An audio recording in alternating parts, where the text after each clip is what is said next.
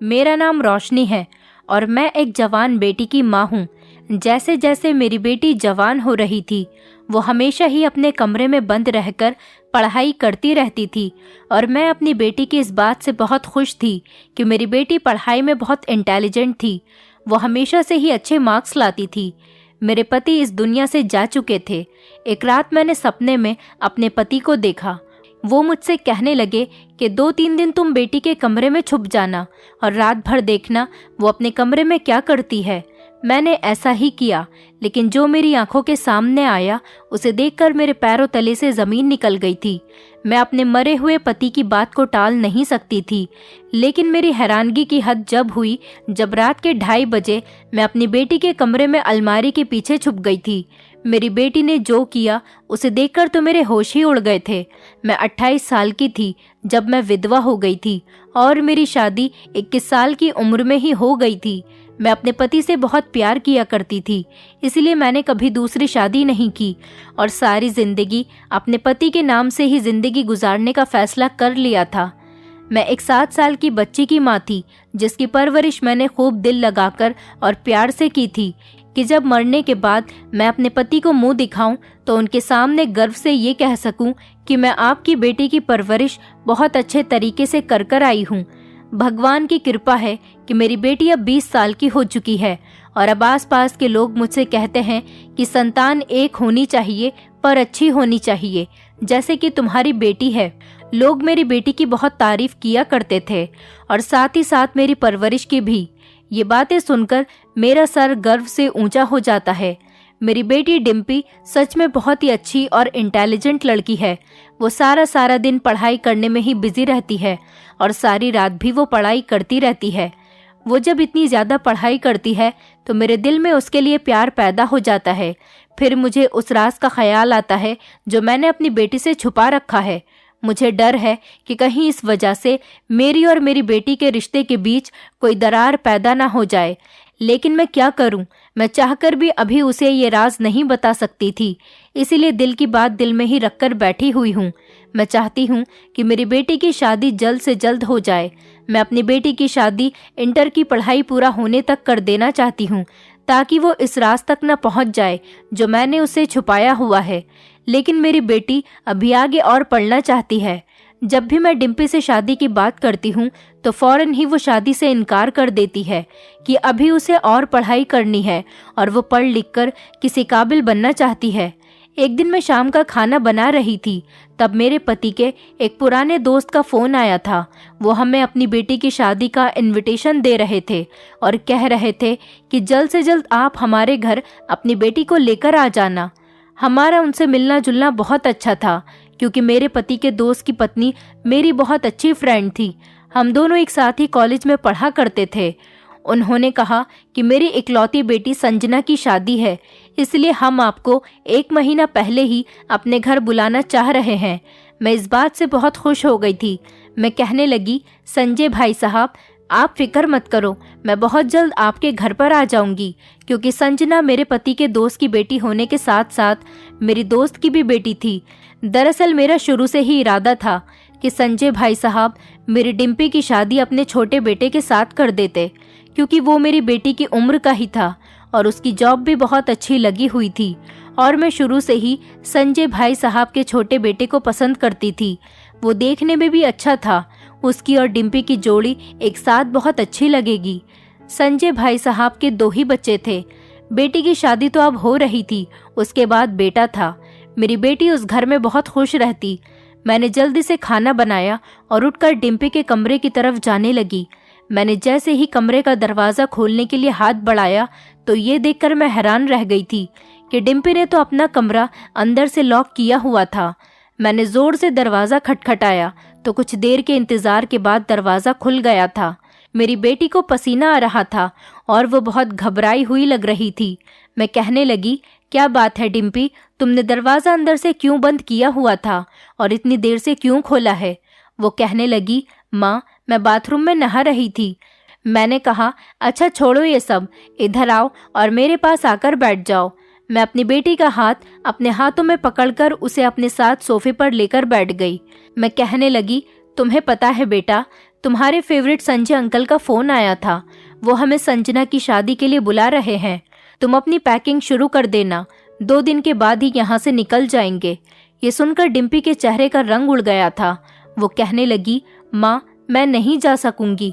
मुझे उसकी ये बात सुनकर एकदम गुस्सा आ गया और मैं कहने लगी, क्यों, तुम क्यों नहीं जाओगी? कहने लगी, माँ मेरे एग्ज़ाम शुरू होने वाले हैं, मुझे अपने एग्ज़ाम्स की तैयारी करनी है और मैं किसी भी हाल में अपनी पढ़ाई को छोड़कर नहीं जा सकती। मैं कहने लगी, बेटा बात को समझा करो, तुम अपनी सारी बुक्स वहाँ ले जाना, वहाँ जाकर आराम से पढ़ाई कर लेना, इसमें कौन सी बड़ी बात है।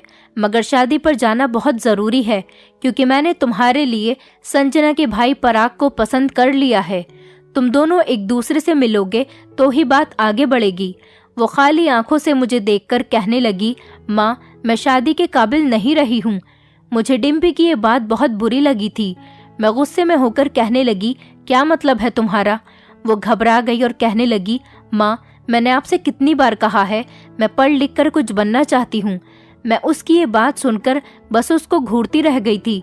अगले दिन भी मैंने बहुत कोशिश की कि मेरी बेटी शादी में जाने के लिए राजी हो जाए क्योंकि मैं उसको शादी में लेकर जाना चाहती थी। मैंने तो यहाँ तक कह दिया था कि अगर तुम शादी पर नहीं जाओगी तो मैं भी नहीं जाऊंगी, लेकिन फिर भी उसने मेरी बात नहीं मानी थी। मैं पहले से ही अपनी फ्रेंड कल्पना के घर जाना चाहती थी, लेकिन अपनी बेटी को मनाने की वजह से नहीं जा पाई थी, जबकि अब शादी में सिर्फ 5 दिन ही रह गए थे। मजबूरन मुझे अपनी ही सारी तैयारी करनी पड़ी थी। मैं अपने पति के पुराने दोस्त और अपनी पुरानी दोस्त के साथ इस पुरानी दोस्ती को बिगाड़ना नहीं चाहती थी। मैंने डिम्पी से कह दिया था कि मैं पड़ोस में कह जाऊंगी कि वो 1 हफ्ते के लिए तुम्हारे साथ रह ले। डिम्पी चिढ़ते हुए कहने लगी, माँ मुझे किसी पड़ोसन की ज़रूरत नहीं है, मैं अकेले भी रह सकती हूँ। अगर उन्होंने मेरे कमरे में सोने की जिद की तो मैं क्या करूँगी? मुझे स्टडी करने में प्रॉब्लम आएगी। मैं गुस्से से कहने लगी, डिम्पी तुम जानती हो कि स्टडी करने के साथ साथ अपने पेरेंट्स की इज्जत करना भी और उनकी बात को मानना भी बहुत ज़रूरी होता है। फिर तुम मुझे बताओ कि तुम्हारे कमरे में ऐसी कौन सी चीज़ लगी हुई है जो वो तुम्हारे कमरे में सो नहीं सकती। तुम्हें अगर पढ़ाई करने में कोई प्रॉब्लम आए तो तुम बाहर सोफे पर बैठकर पढ़ाई कर लेना। डिम्पी कहने लगी, माँ आप तो जानती हो मैं अपने कमरे में अकेले रहकर ही अपनी पढ़ाई करती हूँ, तभी मेरा अच्छा फोकस मेरी पढ़ाई पर रहता है, इसलिए मैं किसी की मौजूदगी में डिस्टर्ब होती हूँ। मैं कहने लगी, अच्छा चलो ठीक है, पड़ोसन मेरे कमरे में सो जाया करेगी और तुम आराम से अपनी पढ़ाई कर लेना। बड़ी मुश्किल से शादी पर जाने की तैयारी कंप्लीट हुई थी। मैं जानती थी कि संजय भैया और कल्पना डिम्पी के बारे में मुझसे ज़रूर पूछेंगे कि डिम्पी शादी में क्यों नहीं आई। जैसे ही मैं शादी वाले घर में पहुंची तो संजय भाई साहब कहने लगे, अरे भाभी आप मेरी डिम्पी बेटी को क्यों नहीं लेकर आई? और उनकी इस बात में कल्पना भी हाँ में हाँ मिलाने लगी। मैं डरते डरते कहने लगी, वो मेरी बेटी अपनी पढ़ाई को लेकर बहुत सीरियस रहती है, उसके एग्ज़ाम होने वाले हैं इसलिए वो नहीं आ सकी। कहने लगी, जब मेरे एग्ज़ाम ख़त्म हो जाएंगे तब मैं संजय अंकल और कल्पना आंटी के यहाँ पर चली जाऊंगी, बस इसीलिए नहीं आई, लेकिन वो बाद में आ जाएगी जब उसके एग्ज़ाम ख़त्म हो जाएंगे। संजय भाई साहब कहने लगे, अरे वाह ये तो बहुत अच्छी बात है। और कल्पना भी कहने लगी, रोशनी तुमने अपनी बेटी की परवरिश बहुत अच्छी की है। फिर संजय भाई साहब मेरी तरफ देखते हुए कहने लगे, भाभी शादी वाला घर है और खुशी का मौका है, इसलिए मैं चाहता हूँ कि मैं भी आपको एक खुशखबरी सुना दूँ। मेरी ख्वाहिश है कि मैं अपने मरे हुए दोस्त की बेटी को अपने घर की बहू बना लूँ, अपने पराग की पत्नी के रूप में डिम्पी को देख लूँ। इस बात पर कल्पना भी बहुत खुश हो रही थी। कल्पना ने कहा कि जैसे ही संजना की शादी की रस्में खत्म हो जाएंगी तो मैं तुम्हारे घर डिम्पी का रिश्ता लेकर आऊंगी। ये बात सुनकर मेरी आंखों में आंसू आ गए थे। मैंने संजय भाई साहब और कल्पना से कहा कि आप दोनों ने तो मेरे दिल की बात कह दी है। ये खबर सुनकर तो मैं बहुत खुश हूँ। संजय भाई साहब तो खुश होकर आगे बढ़ गए थे, लेकिन कल्पना ने मुझे गले लगा लिया था और कहने लगी, हमारी दोस्ती को अब हम रिश्तेदारी में बदलना चाहते हैं। इस तरह से हमारी दोस्ती आगे तक कायम रहेगी। संजना की शादी में खूब मज़ा आया था। शादी अच्छी हो गई थी और शादी पूरी होने के बाद मैं अपने घर पर वापस आ गई थी। पड़ोसन तो मेरी बेटी से बहुत खुश हो रही थी, कहने लगी, मैंने तुम्हारी बेटी जितनी अच्छी और समझदार लड़की कहीं नहीं देखी। ये बात सुनकर मैं बहुत ज़्यादा खुश हो गई थी। मैंने अपनी पड़ोसन अंजलि का शुक्रिया कहा कि आपका बहुत बहुत शुक्रिया, आपने यहाँ मेरी गैर मौजूदगी में मेरी बेटी का ख्याल रखा। मैंने उसको कुछ गिफ्ट भी दिए और उसके बाद वो अपने घर चली गई थी। मैंने डिम्पी से कह दिया था कि संजय अंकल और कल्पना आंटी ने पराग के लिए तुम्हारा हाथ मांग लिया है। वो चाहते हैं कि तुम्हारी शादी उनके बेटे पराग के साथ हो जाए। डिम्पी मेरी बात सुनकर खुश नहीं हुई थी। वो मुझे अजीब सी नज़रों से देखकर कहने लगी, माँ, आपने हमेशा से ही मुझे सिर्फ मेरे पापा के एक ही फ्रेंड के बारे में बताया है, जबकि मेरे पापा के बहुत सारे फ्रेंड्स थे। मुझे याद है जब मैं छोटी थी तो हमारे घर संजय अंकल के साथ साथ अनुराग अंकल भी आया करते थे, लेकिन जिस दिन से पापा की मौत हुई उसके बाद से ही अनुराग अंकल ने हमारे घर पर आना बंद कर दिया। क्या पापा के मरने के साथ साथ ही अनुराग अंकल भी मर गए, जो आपने कभी उनके बारे में कोई बात नहीं की? डिम्पी ने मेरे जख्मों पर नमक छिड़क दिया था। मैं गुस्से से कहने लगी, हाँ, नहीं बताया मैंने तुम्हें अनुराग के बारे में। तुम जानती हो कि तुम्हारे पापा ने मुझसे लव मैरिज की थी। तुम्हारे पापा की फैमिली वाले हमारी शादी नहीं कराना चाहते थे, जबकि तुम्हारे अनुराग अंकल का हमारे घर पर बचपन से आना जाना था। हमारी शादी के कुछ महीनों पहले ही अनुराग की भी शादी हो गई थी। तुम्हारे पापा के मरने के बाद अनुराग की पत्नी ने मेरे घर में इतने ज़्यादा फसाद फैलाए थे कि मेरे ससुराल वाले मुझसे नफरत करने लगे थे और वो मुझे घर से निकालना चाहते थे। और मैं बेसहारा थी क्योंकि मेरे माता पिता नहीं थे। मैं बेसहारा कहाँ जाती? किसी ने मेरी बात पर यकीन भी नहीं किया था। जिस तरह से कान अनुराग की पत्नी ने मेरे ससुराल वालों के भर दिए थे, वो लोग मेरी बात मानने को तैयार ही नहीं थे, बल्कि उन लोगों को मेरी किसी बात पर यकीन ही नहीं था। मैं डट गई और कहने लगी कि ये घर मेरे पति का है, मैं अपने पति के घर से नहीं जाऊंगी। उन्होंने एड़ी चोटी का जोर लगा लिया था और फिर आखिरकार मैं भी हिम्मत हार गई थी, क्योंकि तुम मेरे साथ थी। जिस दिन मैं घर से निकलने लगी थी उसी दिन मैंने फैसला कर लिया था कि मेरे पति के बचपन के दोस्त अनुराग भाई साहब और उनके परिवार से हमारा कोई ताल्लुक नहीं रहेगा, क्योंकि उनकी पत्नी की ही वजह है जो मैं बेसहारा हो गई। उस टाइम तुम 5 साल की थी। मेरे ससुराल वालों ने मुझ पर गलत इल्ज़ाम लगाए थे। पता है किसके कहने पर? सिर्फ और सिर्फ तुम्हारे अनुराग अंकल की पत्नी के कहने पर, जबकि अनुराग भाई साहब अच्छे से ये बात जानते थे कि मैं गलत नहीं हूँ। मुझ पर आरोप लगाए जा रहे हैं, वो भी उनकी पत्नी के कहने पर। उनकी पत्नी ने मेरे साथ ऐसा इसलिए किया क्योंकि मैं खूबसूरत थी, और जबकि वो खूबसूरत नहीं थी, इसीलिए वो मेरी खूबसूरती से जलती थी और उन्होंने मेरे ससुराल वालों को अपनी तरफ कर लिया। वो तो अच्छा हुआ कि तुम्हारे चाचा जी ने मेरा और तुम्हारा ख्याल करते हुए हमें उस घर से हिस्सा दिलवा दिया जिनके पैसों से हमने ये घर खरीद लिया। तुम्हारे दादा दादी तो वैसे भी मतलबी लोग थे। तुम्हारे पापा की सैलरी अच्छी थी, वो अपने माता पिता को भर भर कर पैसे दिया करते थे, तो हम लोग उनके लिए अच्छे थे। लेकिन जब तुम्हारे पिता मर गए तो उनकी बेटी और पत्नी उनके लिए बुरी हो गई थी। तुम्हारे चाचा चाची बहुत अच्छे लोग हैं, इसीलिए वो हमारे घर पर आना जाना रखते हैं और मुश्किल वक्त में उन्होंने हमारा साथ भी दिया। लेकिन तुम्हारे दादा दादी तो अनुराग की पत्नी के कहने में आ गए थे और उन्होंने अपने घर से हमें निकाल दिया था, क्योंकि अनुराग की पत्नी ने हमारे घर में आग जो भड़का दी थी। तुम्हारे दादा दादी ने काफ़ी कोशिश की कि वो तुम्हें अपने पास रखना चाहते थे, लेकिन मैंने साफ इनकार कर दिया तो मुझे धमकाने लगे, वो तुम्हें मुझसे ज़बरदस्ती छीन लेंगे। मैं उनकी धमकियों को देखकर हैरान रह गई थी, इसलिए मैंने पुलिस में जाकर उनके खिलाफ रिपोर्ट दर्ज करवा दी। पुलिस जब तुम्हारे दादा दादी के घर गई तो तुम्हारे चाचा ने बात को संभाल लिया और पुलिस को वापस भेज दिया, क्योंकि वो समझदार थे और इस तरह से उनकी और उनके परिवार के सारे लोगों की गांव में बेइज्जती हो सकती थी। इसलिए उन्होंने अपने माता पिता को बहुत समझाया कि वो हमें सुकून से जीने दें। उसके बाद से तुम्हारे दादा दादी ने हमारा पीछा छोड़ दिया था और हम सुकून भरी जिंदगी जीने लगे थे। मैं इस घर में पूरी तरह से शिफ्ट हो गई थी। उस दिन के बाद भी वो लोग कभी कभी तंग करने के लिए आ जाया करते थे, लेकिन तुम्हारे चाचा बात को संभाल लेते थे। उन लोगों ने मुझे तंग करने की बहुत कोशिश की। वो मुझे डराते धमकाते थे, यहाँ तक कि उन्होंने मुझे अदालत से तुम्हारी कस्टडी लेने के लिए भी ब्लैकमेल कर लिया था। मगर बड़ी मुश्किल से उस टाइम में तुम्हारे चाचा ने सारी बात को संभाल लिया था। अगर वो मेरा सहारा न बनते तो आज तुम और मैं किसी के घर में झाड़ू बर्तन कर रहे होते। मैंने इसीलिए आज तक तुम्हें अपने दादा दादी, अनुराग और उसकी पत्नी के बारे में नहीं बताया। मैंने ऐसा इसीलिए नहीं किया था ताकि तुम्हारा दिल उनकी तरफ से मैला न हो जाए। ये बात सुनकर डिम्पी का चेहरा उतर गया था। वो बहुत परेशान हो गई थी और मैं उठकर अपने कमरे में आ गई थी। मुझे पिछले दिनों की परेशानियां आज भी याद आती थीं और अपने पति की भी बहुत याद आती थी। मेरी अलमारी में मेरे पति के लव लेटर और उनके साथ मेरी फोटो, ये सारी निशानियां मेरे पास आज भी रखी हुई थी। मैं एक एक चीज को देखकर रोती जा रही थी। मैं अपने मृत पति के लव लेटर पढ़कर रोती तो कभी उनको चूमने लगती थी। मैं हर चीज बड़े ध्यान से देख रही थी। तभी अचानक मेरी नजर उनकी डायरी पर पड़ी।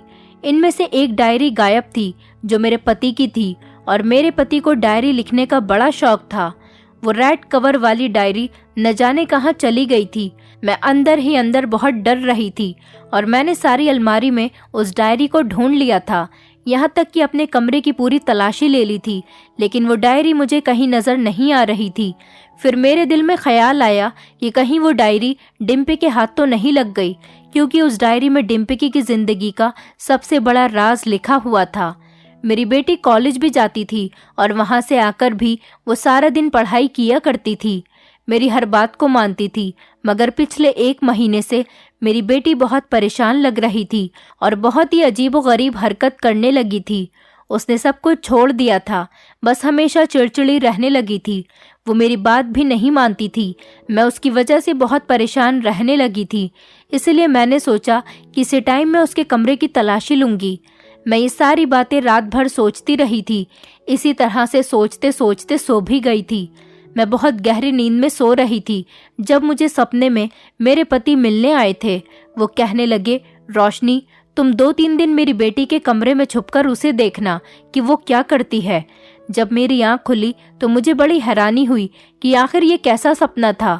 इस सपने ने तो मुझे चौंका कर रख दिया था। मेरे पति बहुत सालों बाद मेरे सपने में आए थे और सपना भी कितना अजीब सा था।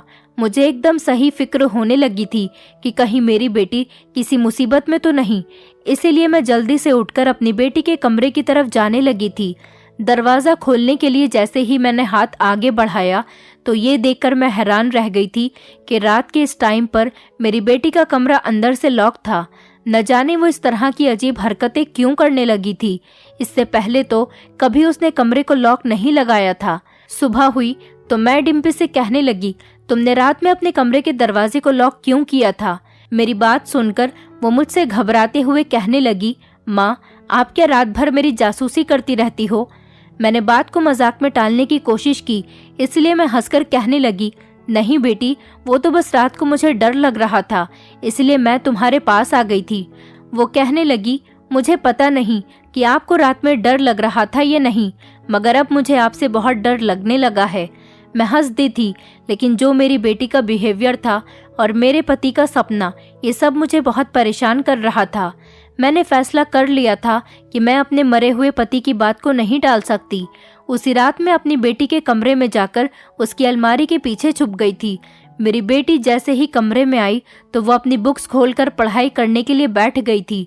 वो तो अपनी स्टडी करने में बिजी थी, जबकि मैं अलमारी के पीछे से खड़े होकर छुपकर उसे देख रही थी। सारी रात मेरी बेटी पढ़ाई करने में बिजी रही थी। सुबह के लगभग 6 बजे उसने अपनी किताबों को बंद किया और वो अपने बिस्तर पर जाकर लेट गई थी और सो गई थी, जबकि मेरी बेटी सुबह के 8 बजे कॉलेज जाती थी, इसलिए सिर्फ 1 घंटे ही सोती थी। लेकिन सारी रात ऐसा कुछ नहीं हुआ था जो मुझे चौंका देता। सुबह जब मेरी बेटी 8 बजे अपने कॉलेज जाने के लिए उठी और नहाने के लिए बाथरूम में चली गई, तब मैं जल्दी से भागी और अपने कमरे में आ गई थी। सारी रात खड़े रहने की वजह से मेरे पैरों में बुरी तरह से दर्द हो रहा था और मेरा शरीर भी टूट रहा था। मैं सोच में पड़ गई थी कि मैं एक छोटे बच्चे की तरह एक सपने के पीछे क्यों पड़ गई हूँ। मैंने सोचा कि कल रात मैं अपने सपने की वजह से ज्यादा ही घबरा गई थी, इसीलिए मैंने सोच लिया था कि अब मैं रात के टाइम डिम्पी के कमरे में नहीं जाऊंगी। लेकिन जैसे ही रात हुई और मैं अपने कमरे में लेटी थी, तभी मेरे कानों में बार बार अपने पति की आवाज़ सुनाई देती रही थी, जैसे वो मुझसे कह रहे हों कि जाओ रोशनी, डिम्पी के कमरे में चली जाओ। मैं अपने फैसले पर ज़्यादा देर तो नहीं ठहर सकी थी, इसलिए मैं रात होते ही एक बार फिर से अपने बेटी के कमरे में जाकर उसकी अलमारी के पीछे छुप गई थी। आज तो मेरी टांगों में बहुत ज़्यादा दर्द हो रहा था, मगर मैं बर्दाश्त करती रही और खड़ी रही। मैंने तो कभी अपने पति की बात को नहीं टाला था जब वो जिंदा थे और मुझसे बहुत प्यार किया करते थे। आज मैं कैसे उनकी बात को टाल सकती थी। सारी रात मैं इसी तरह से अलमारी के पीछे खड़ी रही थी और मेरी बेटी पढ़ाई कर रही थी, एक के बाद एक किताबों को पढ़ रही थी। इसी तरह से दूसरी रात भी गुजर चुकी थी।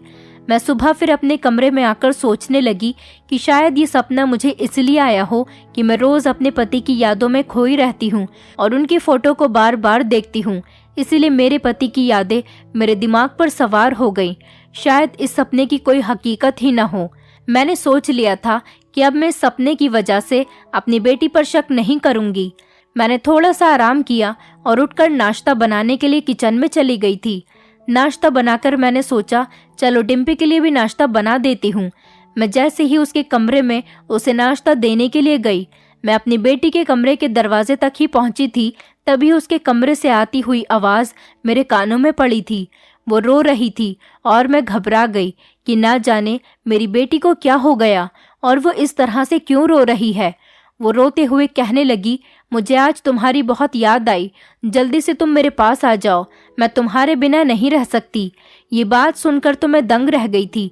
मैंने जल्दी से दरवाज़ा खोलने की कोशिश की तो ये देखकर फिर से हैरान रह गई थी कि कमरे का दरवाज़ा तो अंदर से लॉक था।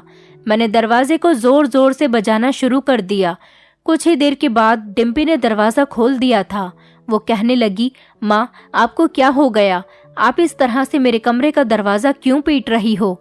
मैं दरवाज़ा खोलने के लिए आने ही वाली थी, लेकिन आप तो दरवाजे को बुरी तरह से पीट रही हो, जैसे कोई भूकंप आया हो। पहले तो मैंने सोचा कि इससे पूछ लूं कि ये किसके साथ बातें कर रही थी, मगर जब उसके हाथ में मैंने उसके पिता की फ़ोटो देखी तो मैं सब कुछ समझ गई थी। वो शायद अपने पिता की याद में खोई हुई थी और अपने पापा को मिस कर रही थी, लेकिन ना जाने क्यों मेरा दिल बहुत घबरा रहा था। मैंने डिम्पी से कहा, ये रहा तुम्हारा नाश्ता, तुम अपने कमरे में ही कर लो। मैं तुम्हारे लिए नाश्ता लेकर आई थी और मैंने नाश्ते की ट्रे डिम्पी के हाथ में दे दी। उसने बिना कुछ कहे ही फोटो को साइड पर रख दिया और नाश्ता करने के लिए बैठ गई थी। मैं बड़ी परेशान हो गई थी और बुरी तरह से उलझ गई थी। मैंने सोचा कि चलो आज आखिरी रात है, आज भी मैं जाकर डिम्पी के कमरे में अलमारी के पीछे छुप जाऊंगी आज और उसके कमरे में छुपकर देख लेती हूँ। फिर से रात हुई तो मैं अपनी बेटी के कमरे में जाकर अलमारी के पीछे छुप गई थी। मेरी बेटी रोज की तरह ही चेयर पर बैठकर टेबल पर अपनी रखी हुई बुक्स को खोलकर पढ़ने लगी थी और अपनी पढ़ाई में इतनी बिजी हो गई थी। थोड़ी ही देर गुजरी थी कि अचानक डिम्पी के कमरे की खिड़की पर दस्तक होने लगी थी। मैं हैरान रह गई थी कि इतनी रात को और इस टाइम पर आखिर खिड़की से कौन आ सकता है। डिम्पी ने जल्दी से अपनी बुक्स को बंद किया और खड़ी होकर खिड़की की तरफ जाने लगी और उसने खिड़की को खोल दिया। मुझे किसी के कूदने की आवाज़ सुनाई दी थी। मेरा दिल बहुत जोर जोर से धड़कने लगा था। डिम्पी रोने लगी थी और कहने लगी, आप इतने दिनों से क्यों नहीं आए हो? जानते हो ना मैं आपसे कितना प्यार करती हूँ। मुझे तो ऐसा लगता है कि अगर मैं आज आपको फ़ोन नहीं करती तो शायद आप आज भी यहाँ पर नहीं आते। मैं तो आपको एक बात बताना ही भूल गई। सुबह जब आपसे मेरी फ़ोन पर बात हुई थी तो अचानक ही माँ आ गई थी। मुझे 100% यकीन है कि माँ ने ज़रूर हमारी बातें सुन ली होंगी, इसलिए मैंने जल्दी से अपने हाथ में पापा की फ़ोटो पकड़ ली थी। ऐसा इसलिए किया ताकि माँ ये समझे कि मैं अपने पापा की फ़ोटो से बातें कर रही थी, और ये देखकर मैं बहुत शर्मिंदा हो गई थी। मुझे अपनी बेटी की बातों पर हैरानी हो रही थी। तभी मुझे एक लड़के के हंसने की आवाज़ सुनाई दी थी। वो हंसते हुए कहने लगा कि तुम आज बाल बाल बच गई हो। मैंने तुमसे कितनी बार कहा है कि तुम मेरे साथ चलो, तुम मेरे साथ भी नहीं जाती हो और हमेशा मुझे याद करके रोती भी रहती हो। इससे ज़्यादा और कुछ सुनने की मुझ में हिम्मत नहीं थी। मैं काफ़ी देर से इन दोनों की ऐसी बेतुकी बातों को सुन रही थी, इसलिए मैं जल्दी से अलमारी के पीछे से निकल आई थी और इन दोनों के सामने जाकर खड़ी हो गई। इन दोनों की नज़र जैसे ही मुझ पर पड़ी तो इनकी आंखें फटी की फटी रह गई थी और वो मुझे अपनी फटी हुई आंखों से देख रहे थे। डिम्पी आगे बढ़कर कहने लगी, माँ, आपने ये कैसी हरकत की है? आप यहाँ क्या कर रही हो? आपको शर्म नहीं आती अपनी बेटी के कमरे में छुपने से? आप इतनी घिनौनी हरकत कैसे कर सकती हो? मुझे अपनी बेटी पर बहुत गुस्सा आ रहा था। डिम्पी शर्मिंदा होने के बजाय उल्टा मुझ पर ही चढ़कर दौड़ रही थी। तभी मैं चिल्लाकर कहने लगी, बंद करो अपनी बकवास को। अगर मेरे सामने ज्यादा बोलने की कोशिश की तो तुम्हारी जबान को खींच लूंगी। तुम्हें शर्म आनी चाहिए कि तुम घर में इस लड़के को बुला रही हो। कौन है ये लड़का? तुम्हें शर्म नहीं आती अपनी माँ से झूठ बोलते हुए और अपने पिता की इज्जत को खाक में मिलाते हुए? मैं तो कभी मरकर भी ये नहीं सोच सकती थी कि तुम इतनी गलत निकलोगी। फोन पर रो रो के अपने आशिक को घर बुलाओगी। और इस लड़के को तो देखो, बगैरत यहाँ से भाग भी नहीं रहा, आंख से आंख मिलाकर खड़ा हुआ है। ये यही सोच रहा होगा कि एक बेसहारा और बूढ़ी औरत हमारा क्या बिगाड़ लेगी। डिम्पी कहने लगी, माँ, ये मेरा आशिक नहीं बल्कि ये मेरा पति है। हम दोनों ने एक दूसरे से शादी कर ली है। ये बात सुनकर तो मेरे पैरों तले से जमीन निकल गई थी कि आखिर मेरी बेटी ये सब कुछ क्या कह रही थी। मैंने कहा, बगैरत लड़की, तुम्हें ये सब कुछ करते हुए शर्म नहीं आती? कौन है ये लड़का? कैसे जानती हो तुम इसको? ये सुनकर डिम्पी रोने लगी और बताने लगी कि हाँ माँ, मैं सच कह रही हूँ, ये मेरा पति है। इसके बारे में मुझे अपने पापा की डायरी से पता चला था और उसी डायरी पर इसके घर का एड्रेस भी लिखा हुआ था। इसका नाम राज है। पापा की डायरी में राज के बारे में सारी डिटेल लिखी हुई थी और अब मैं सब कुछ जान चुकी हूँ। हम दोनों बहुत छोटे थे और हम दोनों बचपन से पक्के फ्रेंड्स थे। हम दोनों एक साथ खेलते थे। पापा ने मेरा और राज का रिश्ता फिक्स कर दिया था। यह अनुराग अंकल का बेटा है। डायरी में लिखा था कि मेरी ख्वाहिश है कि मेरी बेटी की शादी मेरे दोस्त के बेटे राज के साथ हो जाए और मेरी बेटी के पैदा होने के बाद मैंने अपने दोस्त से वादा किया था कि मेरी बेटी जवान होने के बाद तुम्हारे बेटे राज की पत्नी बनेगी और तुम्हारे घर की बहू बनकर जाएगी। और उसमें मेरे लिए भी कुछ लिखा गया था। पापा ने लिखा था कि डिम्पी, अगर मुझे कुछ हो गया तो जवान होने के बाद तुम किसी और को पसंद नहीं करना। जिस लड़के को मैंने तुम्हारे लिए चुना है तुम उससे ही शादी करना। अब आपको जरा शर्म नहीं आई कि आपने मुझसे मेरे पिता के वादे के बारे में छुपाकर रखा? आपने मेरे दादा दादी को तो मुझसे छुपाकर रखा था। मैं सिर्फ अपने चाचा चाची को ही जानती थी और ये सोचती थी कि मेरे दादा दादी दुनिया में है ही नहीं। लेकिन जब उस दिन आपने मुझे दादा दादी के बारे में सारी बात बताई तो मैं समझ गई थी कि इसलिए मेरी माँ ने मुझे दादा दादी के बारे में नहीं बताया, क्योंकि उन्होंने हमारे साथ बहुत गलत किया था। और आपने अनुराग अंकल की पत्नी के बारे में भी बता दिया था कि उन्होंने आपके साथ बहुत बुरा किया था, लेकिन आपने एक बार भी अनुराग अंकल के बेटे राज का जिक्र तक मुझसे नहीं किया, जबकि आप मेरी शादी संजय अंकल के बेटे पराग के साथ करवाना चाहती थीं। आपने ऐसा इसीलिए किया कहीं मुझे कुछ याद ना आ जाए कि राज मेरे बचपन का दोस्त है। राज की मम्मी ने आपके साथ जैसा भी किया, लेकिन वो पुरानी बात थी।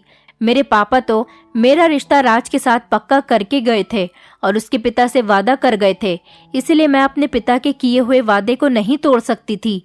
आपकी अलमारी से मुझे मेरे पापा के लेटर पड़े हुए मिले थे और उन्हीं के साथ साथ मेरे पापा की डायरी भी रखी हुई थी। मैं उन डायरी में से एक डायरी को अपने पास लेकर आ गई थी और मैंने जब डायरी को पढ़ा तो उसमें ये सारी बातें लिखी हुई थी। उसी में राज का एड्रेस भी लिखा हुआ था। इसलिए मैं कॉलेज के बहाने से एक दिन राज से मिलने के लिए चली गई थी और उसको सारी बात बता दी थी। खुशकिस्मती से मुझे वो लड़का मिल गया था जिसे मेरे पापा मेरे लिए चुनकर गए थे। और माँ देखिए, अब हम दोनों एक हैं। मैं डिम्पी की बातें सुनकर रोने लगी थी और कहने लगी, बेटी, तुम्हारे पापा की फ्रेंड की पत्नी ने मेरे साथ बहुत गलत किया था। मैं नहीं चाहती थी कि तुम्हारी शादी अगर उस घर में हो जाए तो वो औरत तुम्हारा जीना दुश्वार कर दे, क्योंकि जिस औरत ने मुझे भी नहीं बख्शा तो फिर वो तुम्हारा क्या हाल करती। और इसी औरत की वजह से मेरे सास ससुर ने भी मुझे घर से निकाल दिया था।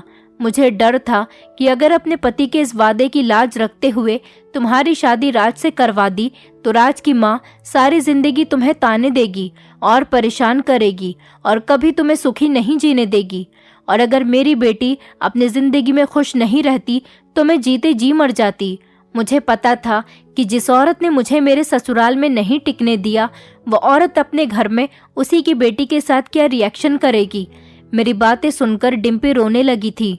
वो मुझसे कहने लगी, माँ, मुझे पता था कि आपके पास ये सब कुछ करने से पहले कोई वजह रही होगी, क्योंकि मैंने अपनी जिंदगी के इतने सालों में आप में कोई बुराई नहीं देखी। मुझे आपकी वजह मालूम हो चुकी है, लेकिन माँ, मैं अपने पिता के किए हुए वादे को पूरा करना चाहती थी। तभी मेरा दामाद राज आगे बढ़ा और हाथ जोड़कर कहने लगा, आंटी, टाइम बहुत आगे बढ़ चुका है। अब हालात पहले जैसे नहीं रहे, सब लोग अच्छे हो चुके हैं। और मैं आपको बता दूं कि माँ की तबीयत तो इतनी ज़्यादा ख़राब रहने लगी है कि वो अपने बिस्तर से खड़ी ही नहीं होती। शायद उन्होंने जो आपके साथ किया, भगवान ने उनको उनके किए की सज़ा दी है। माँ को पैरालाइज हो गया है, जिसकी वजह से वो ना तो बोल सकती है और ना ही हिल सकती है। डॉक्टर ने कुछ दिनों का ही टाइम दिया है। माँ की हालत बहुत ज़्यादा सीरियस है। आप मेरे साथ चलो और माँ को उनकी गलती के लिए माफ़ कर दो। शायद उनकी ज़िंदगी के जो पल रह गए हैं वो उनको सुकून से जी सके। मेरी बेटी राज के साथ शादी तो कर चुकी थी। अब मेरे पास इनकार करने की कोई गुंजाइश ही बाकी नहीं रही थी। मैं राज और डिम्पी के साथ राज के घर चली गई थी। मैं वहाँ पर गई तो राज की माँ कावेरी बहुत बुरी हालत में बेड पर लेटी हुई थी। मुझे उसकी हालत देखकर बहुत तरस आ रहा था। मुझे देखकर उसकी आंखों में आंसू आ गए थे। वो कुछ बोल नहीं सकती थी, लेकिन उसकी आंखों से मुझे ऐसा लग रहा था जैसे वो मुझसे माफ़ी मांग रही हो। मैंने उसके करीब जाकर कहा कि मैंने तुम्हें माफ़ किया कावेरी, अब हमारे बच्चे शादी कर चुके हैं, इनको आशीर्वाद दो। ये सुनकर कावेरी की आंखों से आंसू निकलने लगे थे और वो रो रही थी। अनुराग भाई साहब भी मुझे देखकर बहुत खुश हुए थे और उन्होंने बताया कि भाभी, जब से कावेरी की तबीयत खराब होनी शुरू हुई थी, वो तभी समझ गई थी कि उसने आपके साथ गलत किया। भगवान उसको इसी चीज़ की सज़ा दे रहा है। वो आपसे माफ़ी मांगना चाहती थी, लेकिन उसकी कभी हिम्मत नहीं हुई कि वो आपसे माफ़ी मांगे।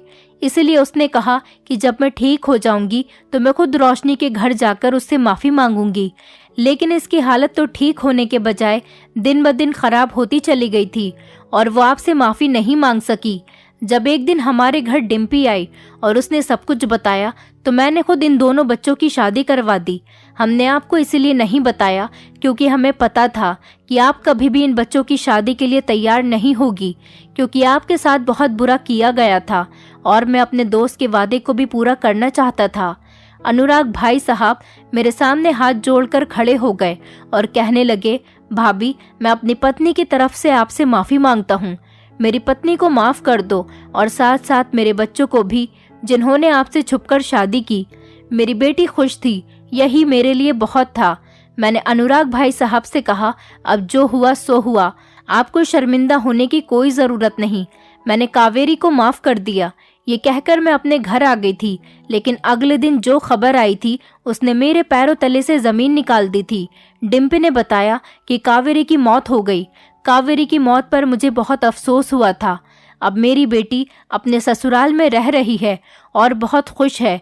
इसी तरह से मेरे पति का सपना भी पूरा हो गया था और कावेरी ने जो किया था उसकी उसको सज़ा भी मिल गई थी। दोस्तों, उम्मीद करती हूँ आपको हमारी कहानी पसंद आई होगी। कहानी पसंद आई है तो वीडियो को लाइक करें, चैनल पर नए हैं तो चैनल को सब्सक्राइब करें और हाँ, नोटिफिकेशन बेल को ज़रूर दबाएं ताकि अगली अपडेट सबसे पहले आपको मिले।